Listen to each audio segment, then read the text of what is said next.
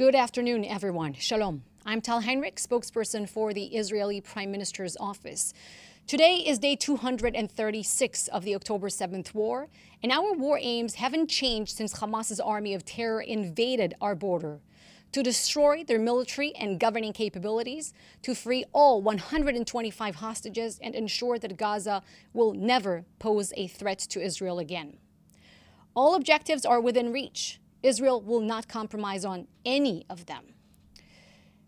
We'll begin with an update on IDF casualties. Since the outset of the war, IDF fatalities have unfortunately risen to 639. Staff Sergeant Ido Appel was aged 21 years old and was from Tzofar in the Negev desert. Staff Sergeant Amir Galilov was 20 and from Shimshit in the Galilee.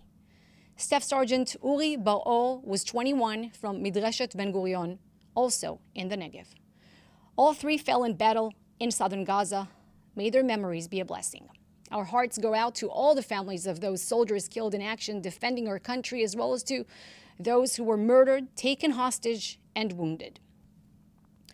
Next, I want to update you on the preliminary findings released yesterday by the IDF on the strike on two senior Hamas terrorists on Sunday night in Rafah and the regrettable civilian casualties that resulted. These two Hamas terrorists were both responsible and actively planning deadly attacks on Israelis. Their deaths saved lives. You can see the initial findings for yourself on the IDF website, but I wanted to highlight here some key points. IDF are focusing on the secondary explosions, likely from a Hamas ammunition warehouse near the targets that were unknown to our forces. Intercepted conversations between terror activists released indicate that the IDF strike was a small attack and that the Hamas ammunition warehouse nearby caused significant secondary explosions which led to the fire. This is evidenced by footage from Gazans showing secondary explosions. And contrary to reports, the strike was 1.8 kilometers away from the designated humanitarian area that we have called civilians to evacuate to. The strike was conducted using the smallest munitions in the IDF armory used by our jets. Our munition alone could not have ignited this fire. The investigation is ongoing. It will be swift, comprehensive, and transparent. Our war is against Hamas, not against the people of Gaza, which is why we convey deep sorrow for this tragic loss of life. But a tragic incident in Rafah is yet another clear example of Hamas's double war crime of targeting Israeli civilians from within the Palestinian population. Make no mistake, that ammunition that appeared to have caught fire and resulted in the death of Palestinian civilians was meant for us. It was meant to take Israeli lives. So either way, Hamas is satisfied. Hamas wants Israelis to die. Hamas wants Palestinians to die for their sick goal of obliterating the Jewish state. And here's another thing that Hamas wants you to do: to shift the blame to Israel for their double war crime. Don't fall for it. Don't incentivize their methods of war by not reporting the truth and publishing the Hamas narrative, Hamas propaganda, Hamas statistics throughout this war.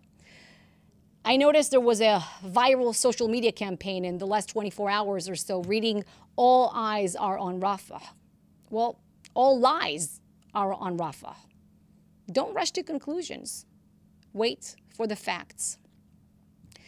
I now want to shift your attention to some overlooked aspects of the war. First, notice this figure. More than 17,500 missiles were launched at Israeli territory since the beginning of the war from two fronts combined, Gaza in the south and Lebanon in the north. Israel refuses to accept this reality. This will not be our routine. No other country would have tolerated this. And second, don't neglect the other terror fronts of this war. Today, yet again, an Israeli community, Bat Hefel, came under fire by Palestinian terrorists shooting from the Tulkarem area in the West Bank under the control of the Palestinian Authority. Side note to Norway, Ireland, and Spain, this is your recognized Palestinian terror state in action. Lastly, an update on our efforts to flood Gaza with aid and counter Hamas's efforts to increase the civilian suffering there. Yesterday, 465 humanitarian aid trucks went into Gaza. 124 trucks were coordinated and transferred to northern Gaza. In addition, 45 pallets containing tens of thousands of packages of aid were airdropped.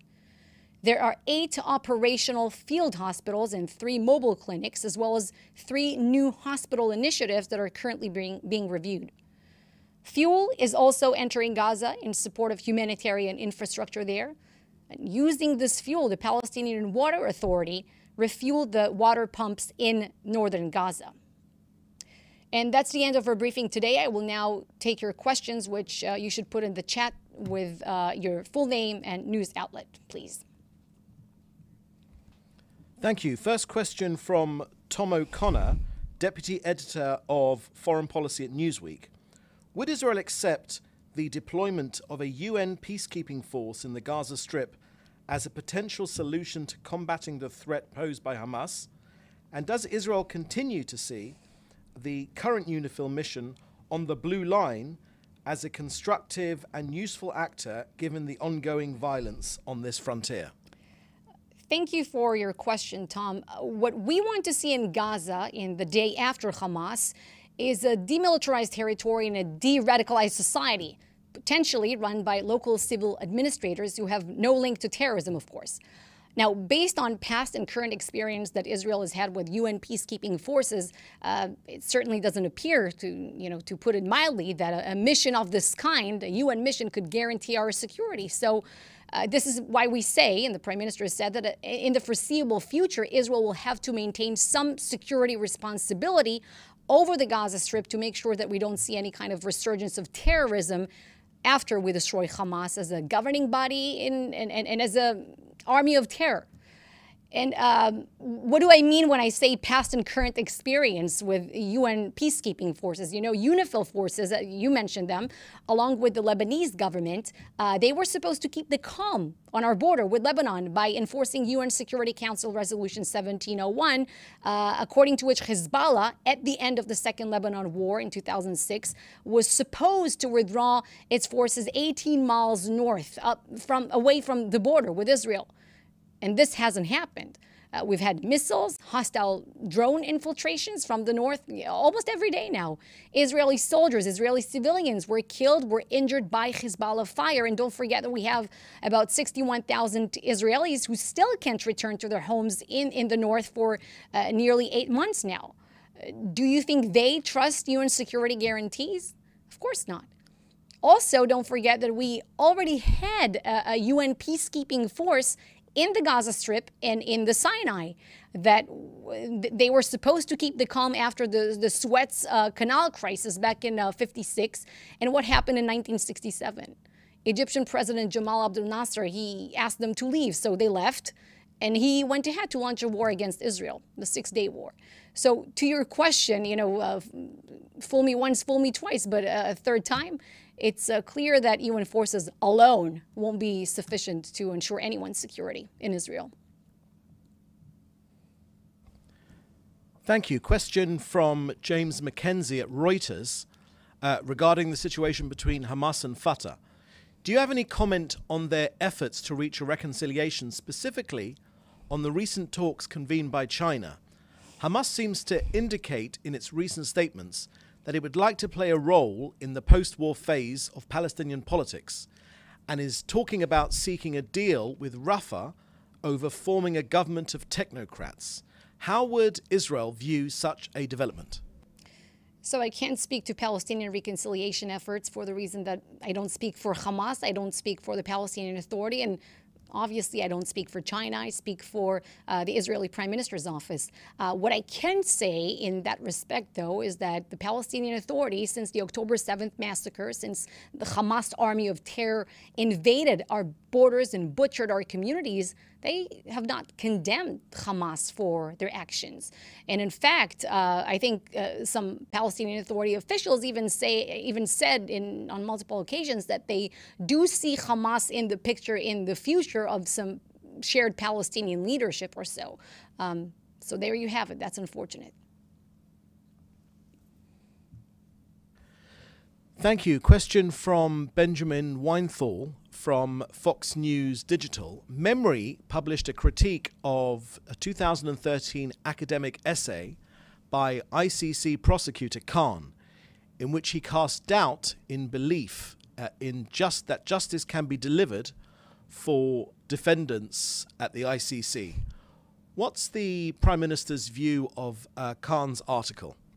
Well, I haven't seen this article, but what the ICC chief prosecutor is trying to do is, it's a vicious smear against Israel, and it's not only about Israeli leaders. Of course, it's about trying an attempt to prevent Israel from exercising its right of self-defense. We said a lot about it. It's very obvious where we stand. There's no power in the world that would stop us from defending our people, destroying Hamas, and bringing back all hostages home. To that specific report, again, I haven't seen it, so I can't comment on it. Second question from Benjamin Weinthal at Fox News Digital. Was there a defective translation about what the Prime Minister said about Rafah? Did he say tragic mistake or tragic incident? I can tell you that the Prime Minister obviously meant that any loss of civilian life in Gaza is a tragedy. And he often says that, for Hamas, it's a strategy.